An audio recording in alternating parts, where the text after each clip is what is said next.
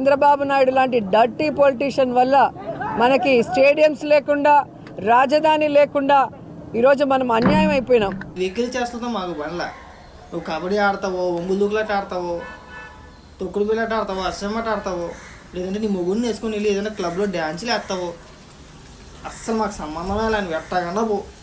రాష్ట్రానికి ఏం పీకి పొడిచారో అది చెప్పండి చాలు.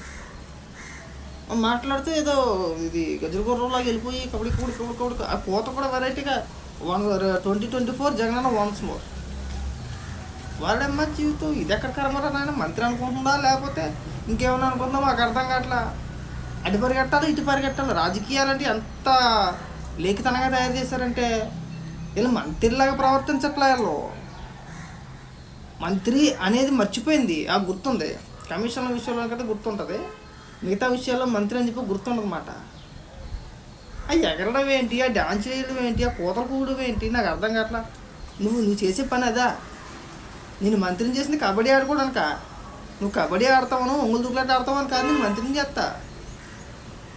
నీ శాఖ నువ్వు ఏదైనా న్యాయం చేస్తే తగలాడతావని, దాని ద్వారా ఏదైనా 10 మంది బాగుపడతారని ఆడుదాం ఆంధ్రాన్ని పెట్టేసి ఏకంగా రాష్ట్రంలోనే యువత అందరినీ ఉద్ధరించేసామంటే ఎవరిని ఉద్ధరించేసారు నాకు అర్థం కావట్లా. ఏ విధంగా ఉద్ధరించేసారు మీరు నాకు చెప్పండి. ఎలా?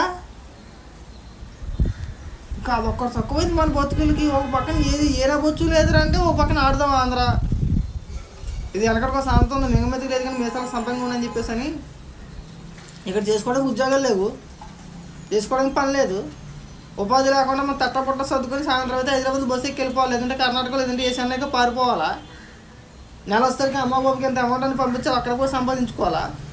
ఇక్కడ ఆడదాం ఆంధ్ర అని పెట్టేయాలా, మన పేటీఎం కుక్కల చేత ఆడించేయాలా. ఇంకా కుటుంబ బాధ్యతలు ఏమి ఉండవు కదా వాళ్ళకి. వాళ్ళతో పాటు వెళ్ళి మనం ఎగిరేయాలి, అక్కడ గంతులు వేసేయాలి. గంతులు వేసి బాబా ఆడదాం ఆంధ్ర. పైగా కోత కూసేయడం మనం గంగిరెద్దులోకి వెళ్ళిపోయి 2024 జగనన్న వన్స్ మోర్. ఏది మనం పీకింది ఏమన్నా ఉందంటే ఎంతసేపు ఆడటమే. నాకు 151 సీట్లు వచ్చినా కానీ చంద్రబాబు నాయుడు నన్ను ఏమని ఇవ్వట్లేదు. రాజధాని ఏమైందంటే చంద్రబాబు నాయుడు అడ్డుకున్నాడు. మును విత్తనం ఇల్లు ఏమైనారు, ఇల్లు పట్టాలు ఏమైనారు అంటే అవి కూడా చంద్రబాబు నాయుడు అడ్డుకున్నాడు. నేను ఇంగ్లీష్ మీడియం పెట్టేద్దాం అనుకున్నాను, చంద్రబాబు నాయుడు అడ్డుకున్నాడు అది కూడా. మరి ఆ మాత్రం మీకు దానికి బొచ్చు రాజకీయాలు. 151 సీట్లు వచ్చి మాట్లాడితే చంద్రబాబు నాయుడు గారు పడి ఎడుతున్నారు కదా మీరు. నీకు రాజకీయాలు అవసరమా? మాట్లాడితే నువ్వు వస్తావో, నువ్వు వచ్చేసి రాష్ట్రానికి 10 ఏళ్ళ బట్టి రాజధాని లేకుండా చంద్రబాబు నాయుడు చేసి చెప్పించి కొట్టాను నేను, జోడించి కొట్టద్దు. నేను 2019 ఎన్నికల ప్రచారం మనం ఏం మాట్లాడావా? చంద్రబాబు నాయుడు గారు అసత్యాలు ప్రచారం చేస్తున్నాడు. జగన్మోహన్ రెడ్డి అధికారంలోకి పోతే రాజధాని ఉండదని, మేము వచ్చినా కానీ రాజధాని అమరావతిగానే ఉంటుందని చెప్పి మాట్లాడాం కదా మనం అంతా కూడా. జగన్మోహన్ రెడ్డి కూడా మాట్లాడారు కదా. అట్లాంటి ఇప్పుడు ఏంటి 2019 వరకు రాజధాని ఉంది మనకి, రాజధాని అమరావతిగా ఉంది మనకి. మనం వచ్చిన తర్వాత 3 రాజధానులు అని చెప్పేసి 3 మొక్కలు ఆడేసాం అంతే. ఏం చేసాం మనం? ముక్కి మూలికి 3 ఏళ్ళ తర్వాత నేను రాజధాని ఏళ్ళను, నా వల్ల కాదు.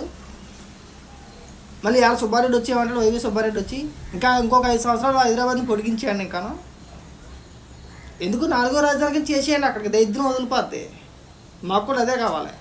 లేదంటే తెలంగాణ వాళ్ళు అభివృద్ధి చూసి మేము ఓడ్చుకోలేకపోతున్నాం, రోజు ఎడుతాం మేము. ఇప్పుడు సడన్గా ఉమ్మడి రాజధాని ఉంది కదా, ఇక్కడ మనం వెళ్ళాం. ఇక్కడ మరి నీకెందుకు ఆమోతున్నానికి అధికారం దేనికి మీకు? మీరు మంత్రులుగా ప్రజాప్రతినిధులుగా మీరు ఎందుకు చలామణి అవ్వాలా? మీరు ఎందుకు ప్రజల జీతంగా తీసుకోవాలా? మనకి ఏది చేత కదా. ఇక్కడ ఒక పక్కన చంద్రబాబు నాయుడు గారు పడి ఆడడం తప్పితే మనకి ఏనా బొచ్చు అని చెప్పాను. ఇక్కడ ఎవరైనా సరే మీ 151 మందిలో ముఖ్యంగా జగన్మోహన్ రెడ్డితో కలిపి ఏ రోజైనా కానీ పరిపాలన పైన ఒక్క ప్రెస్ మీట్ పెట్టి మాట్లాడారా? ఎవడొచ్చినా చంద్రబాబు నాయుడు గారిని తిట్టడమే, లేదంటే ఎవడొచ్చినా లోకేష్ గారిని తిట్టడమే.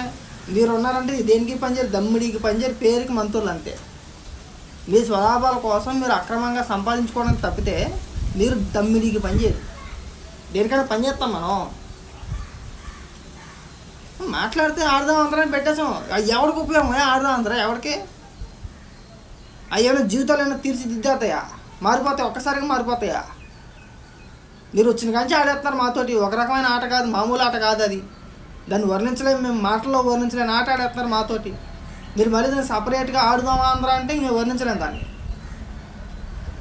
మాతో ఆడుకున్నా చాలు. ఇప్పుడు దాకా ఆడుతున్నారు కదా అధికారంలోకి వచ్చిన కానించి ఆటే, ముఖ్యంగా కరెంటుతో ఆట. ప్రతి నెల షాక్ కొట్టిచ్చేస్తున్నాను మాకు, దొంగ పోలీసు అట్లాగా.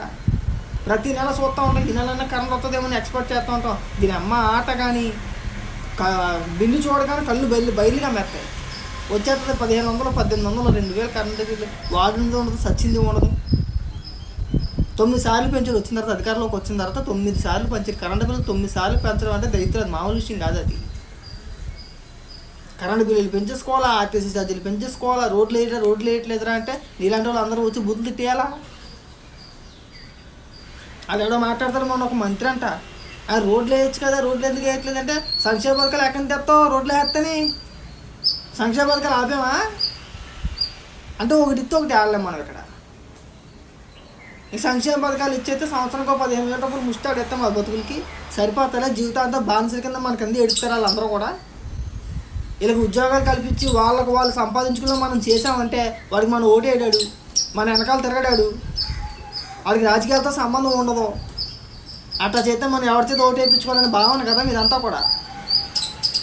అరే ఉపాధి కల్పించే ప్రయత్నం చేయండి తప్పితే మాట్లాడితే ఇగో మేము ఇది పీకేసాం అది పీకేసాం, చంద్రబాబు నాయుడు గారు అలా చేశారు, ఇంకెంతసేపు అదే ఏడిపో మనకి.